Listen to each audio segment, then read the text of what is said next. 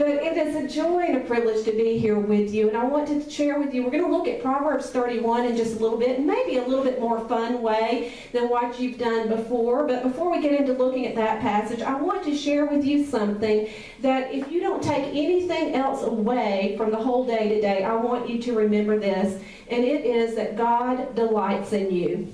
God delights in you. You were created on purpose, for purpose, with purpose. You are divine by design, and you are designed by the divine.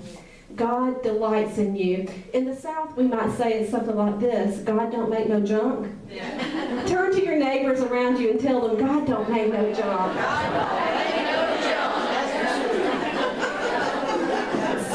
God don't make no junk. Sometimes we as women forget that, or sometimes the people around us forget to tell us that God delights in us, or they forget to show delight in us themselves. And so when I think about what the Bible says about God delighting in us, I'm remembering Zephaniah 3:17.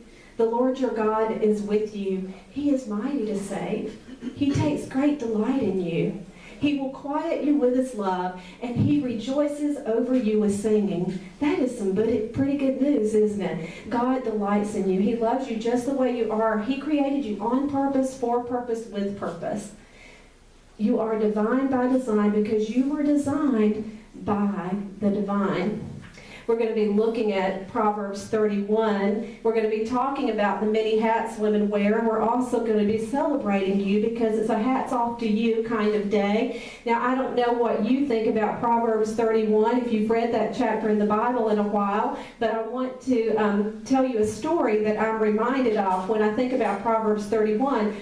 There was a woman who had many children. She had many children, but 4 of them were teenagers all at the same time. And she homeschooled them. So she was a homeschool mom that had several children, 4 of whom were teenagers. And so she was having a really tough time. And she was talking to her husband about it, but he just didn't get it. Anybody? He just didn't get it. And so she's telling him what a hard time she was having. And he said, remember Proverbs 31? He said, well, honey, you know what Proverbs 31 says. It says right there in that chapter that your kids will rise up and call you blessed. And she said, well, honey, they may rise up and call me blessed someday, but right now they're just rising up.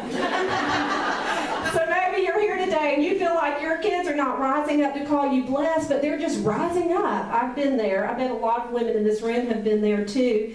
I'm reminded of another story when I think about Proverbs. And this is, you remember Proverbs 30 verse 8 says, charm is deceptive and beauty is fleeting.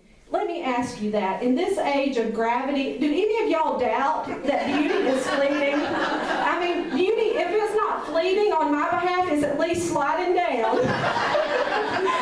And so charm is deceptive and beauty is fleeting, but you know, young men don't always realize that. There was a young man who thought, if I can find a talented, beautiful woman, I'm going to marry her on the spot. So he had gone to the opera one night, and sight unseen, he heard a woman who had a great voice. And he'd not even gotten into the performance yet, but he thought, if she is as beautiful as she is talented, I'm going to take her home and make her my wife. And so this is what he decided to do. And so when he got into the opera, he looked down and here's this beautiful voice that he'd heard from the outside. And then when he looked down on the stage, wow, she was beautiful too.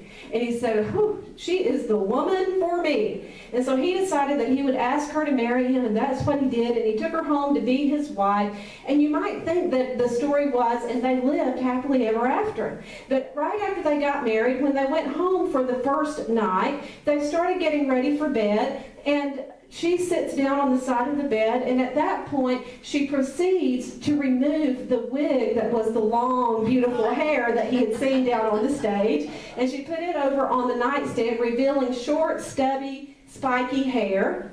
And then she proceeded to get ready for bed. She took out her false teeth and put them in the glass beside the bed.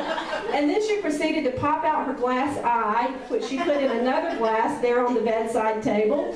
And then she sat down on the side of the bed. She pulled up her skirts to reveal white support hose, and he could only think what was underneath. And as he began to think how fleeting beauty was, he looked at his new bride and he said, "Sing, baby, sing."